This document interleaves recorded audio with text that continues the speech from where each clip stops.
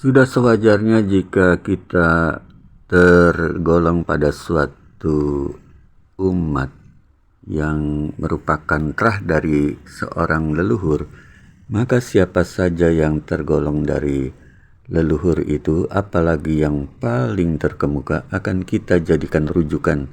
Kita akan muliakan, kita akan perhatikan, tidak kita lupakan. Sesuatu yang wajar. Kita bicara tentang keturunan Nabi Muhammad. Ya, bagaimana logik dari keturunan Nabi Muhammad sejati?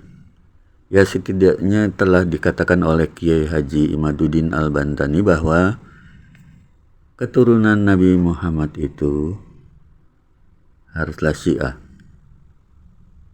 Kenapa harus Syiah? Ya, ini emang aneh tapi logis.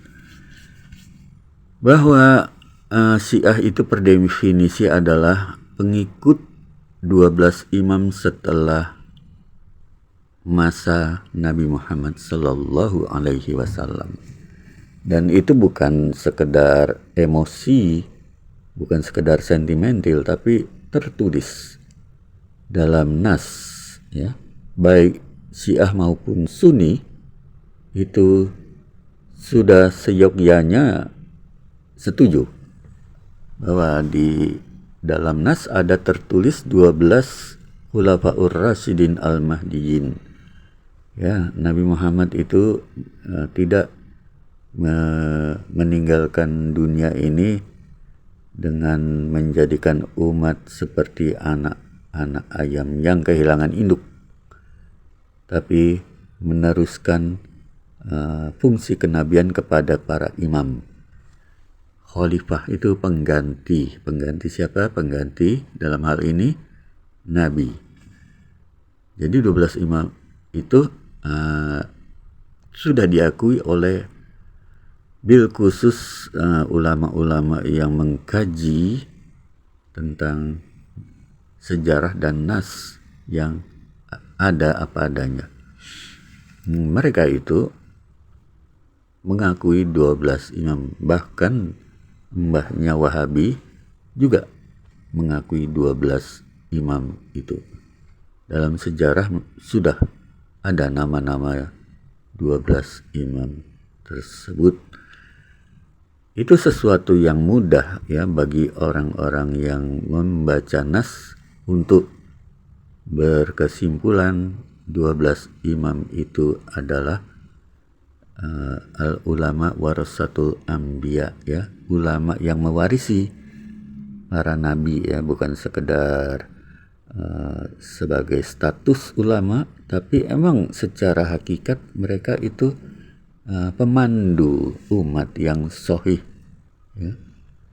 Bukan sekedar pemandu yang menafsirkan, membolak-balik kitab, tapi memang langsung mendapat ilmu dari langit, yang setiap muhibinnya yang mengunduh ilmu dari mereka akan terkemuka, akan menjadi, ya, telah menjadi mayoritas dari cendekiawan-cendekiawan muslim di era keemasan Islam, ya. Syiah itu mayoritas itu. Maka logikanya kenapa yang mengklaim sebagai keturunan Nabi Muhammad itu tidak merujuk kepada 12 imam itu? Ini sesuatu yang tidak logis, sesuatu yang dipertanyakan kenapa bisa demikian. Sebagai keluarga sudah tentu akan merujuk pada semua keturunan Nabi Muhammad yang terkemuka. Tapi kenyataannya tidak, kan? Mereka lebih merujuk ke Al-Ghazali, kepada Imam Syafi'i, ya, tanpa mengurangi penghormatan kita kepada Al-Ghazali dan Imam Syafi'i, termasuk juga Abdul Qadir Jailani, ya. Sang Syekh Abdul Qadir Jailani itu memang tokoh terkemuka, tapi kan sudah ada yang resmi, tokoh yang sudah tertulis secara nas, yaitu 12 imam Ahlul Bait. Setidaknya kenapa tidak merujuk kepada Imam Musa Al-Kazim, ya. Sementara ada juga yang mendakwakan diri sebagai keturunan Nabi, tapi mereka memusuhi atau setidaknya tidak simpati kepada yang menjadi muhibin para imam Ahlul Bait. Ya, sebutlah Syiah gitu ya. Syiah itu nama yang membuat mereka tidak nyaman.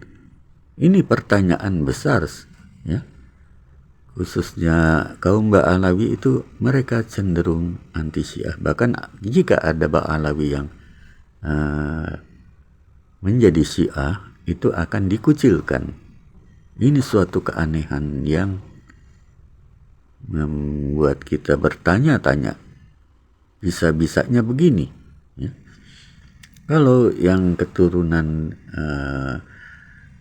Wali Songo masih mending ya, mereka sekedar merujuk kepada yang bukan 12 imam, cuma mereka tidak radikal kepada Syiah ya. Ya sebagian ada, tapi secara umum mereka itu tidak menjadi musuh bagi Syiah.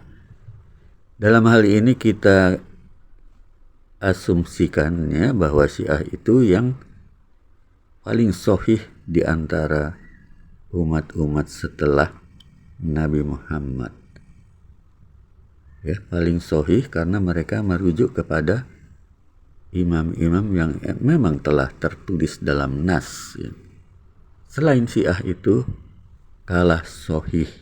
Ya kita bicara apa adanya ya, bukan pakai perasaan atau kita lihat bahwa Syiah itu sesuatu yang dalam tanda petik menjijikkan segala macam ya.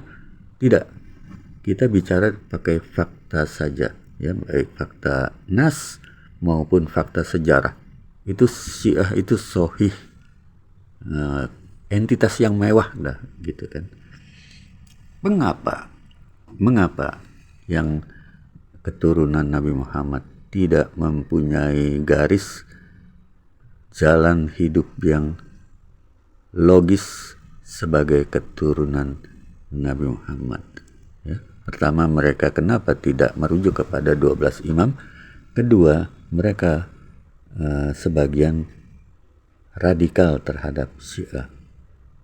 Bicara Syiah, bicara sesuatu yang tidak nyaman bagi mereka. Loh, itu pertanyaan besar. Bisa begitu? Bagaimana ceritanya? Ya, coba bayangkan Anda itu termasuk dalam terah, katakanlah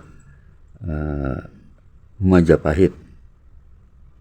Terus Anda membenci para muhibin Gajah Mada. Ya.